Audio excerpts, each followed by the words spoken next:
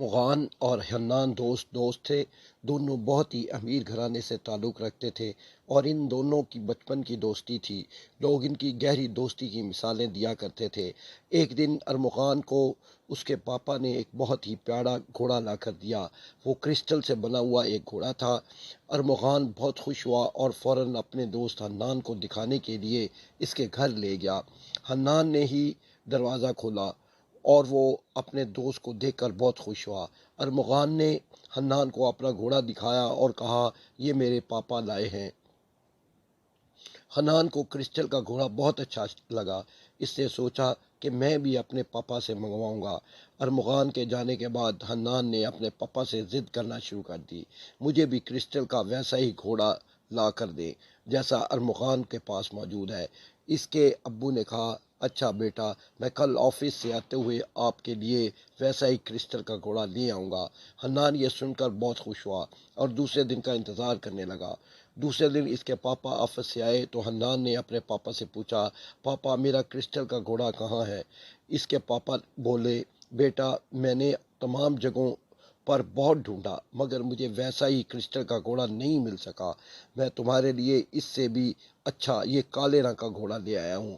حنان نے کہا، نہیں مجھے ویسا ہی چاہیے۔ حنان نے ضد میں آ کر پورے دن کھانا بھی نہیں کھایا اور رات بغیر کھانا کھائے سو گیا۔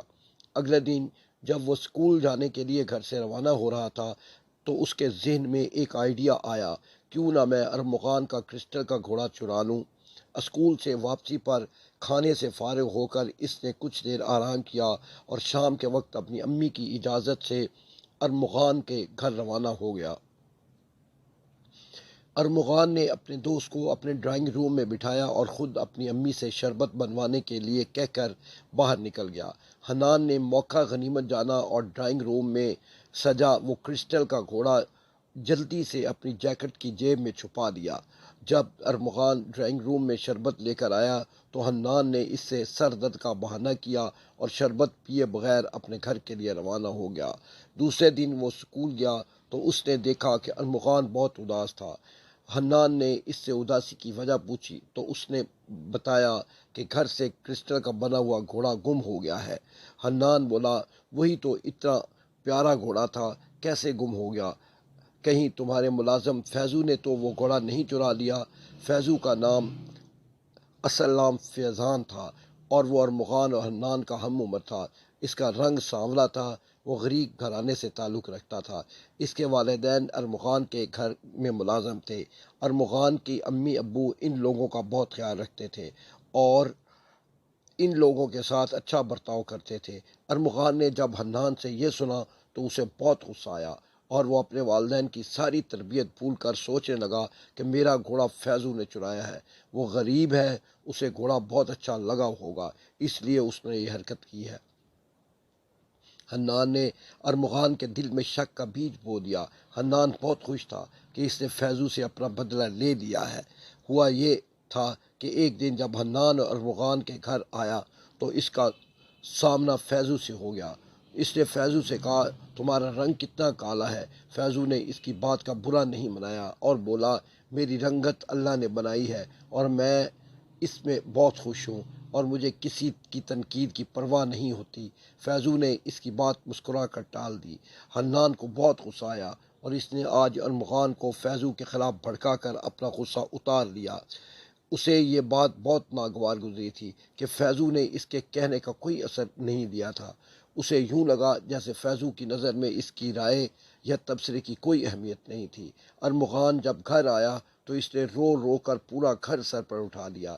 اس کی امی نے رونے کی وجہ پوچھی تو اس نے کہا، فیضو کے بچے نے میرا کرسٹل کا گھوڑا چرایا ہے، وہ غریب ہے، اس نے موقع ملتے ہی میرا گھوڑا چرا لیا۔ ارمغان کی امی نے اسے بہت سمجھایا مگر ارمغان نہ مانا اور اس نے فیضو کو بھی بہت بے عزت کیا۔ فیضو کی آنکھوں میں آنسو آ گئے اور وہ روتا ہوا اپنے گھر روانہ ہو گیا۔ شام کے وقت جب ارمغان کے ابو آفس سے آئے تو اس کی امی نے انہیں ساری بات بتا دی۔ ابو نے اسے بہت سمجھایا کہ بیٹا، پیسہ تو آنی جانی چیز ہے، میں تمہیں کرسٹل کا گھوڑا دوبارہ لا دوں گا مگر تم اس غریب بچے پر الزام نہ لگاؤ، تم ہی گھر میں کہیں رکھ کر بھول گئے ہوگے۔ مگر ارمغان نہ مانا۔ جب بھی اسے موقع ملتا وہ فیضو کو ذلیل کرتا اور ذرا ذرا سی بات پر اسے جھڑک دیتا۔ بعض اوقات تو تھپڑ مارنے سے بھی گریز نہ کرتا تھا۔ حنان کو جب یہ سب کچھ پتہ چلا تو وہ بہت خوش ہوتا۔ ایک دن ارمغان اسکول گیا تو اسے پتہ چلا کہ آج حنان اسکول نہیں آیا اور اس نے 2 ہفتے کے لیے چھٹی کی درخواست دی ہے۔ وہ پورا دن اپنی سیٹ پر اکیلا بیٹھا رہا۔ آج اس کا پڑھائی میں دل بھی نہیں لگ رہا تھا۔ اسکول سے واپسی پر گھر آ کر اس نے حنان کے گھر فون کیا تو اس کے ملازم نے فوراً ریسیو کیا اور اسے بتایا کہ بڑے صاحب کا ایکسیڈنٹ ہو گیا ہے اور سب گھر والے ہسپتال میں ہیں۔ ارمغان کو بہت رنج ہوا۔ اس نے سوچا 2-3 دن میں جب حنان ہسپتال سے گھر آ جائے گا تو میں اس کے گھر جاؤں گا۔ ادھر ہسپتال میں حنان کی حالت بہت خراب تھی۔ وہ روئے جا رہا تھا۔ اس کے والد کا بہت زیادہ خون بہہ گیا تھا۔ ڈاکٹر نے فوراً خون کی بوتلوں کا بندوبست کرنے کے لیے کہا تھا۔ خون کی بوتلوں کا انتظام نہیں ہو سکا تھا۔ اس کی امی بے حد پریشان ہو گئی تھی۔ سب خاندان والے پریشان تھے۔ تھوڑی دیر میں حنان کو پتہ چلا کہ خون کا بندوبست ہو گیا ہے تو اس نے اللہ کا شکر ادا کیا اور اپنے پاپا کی صحت یابی کے لیے دعا کرنے لگا۔ کامیاب آپریشن کے بعد پاپا نے آنکھیں کھولیں تو ڈاکٹر نے گھر والوں سے ملنے کی اجازت دے دی۔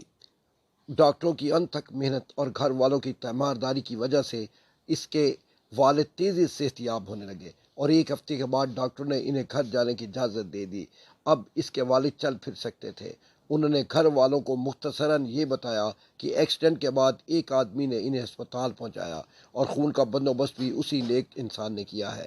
حنان اسکول سے گھر واپس آیا تو اس نے اپنے گھر میں ایک اجنبی شخص کو دیکھا۔ وہ سمجھا کہ شاید ابو کا کوئی دوست ان سے ملنے کے لیے آیا ہے، مگر جب حنان نے اس شخص کو دیکھا تو حیران رہ گیا اور سوچنے لگا کہ میں نے اس اجنبی کو کہیں دیکھا ہے۔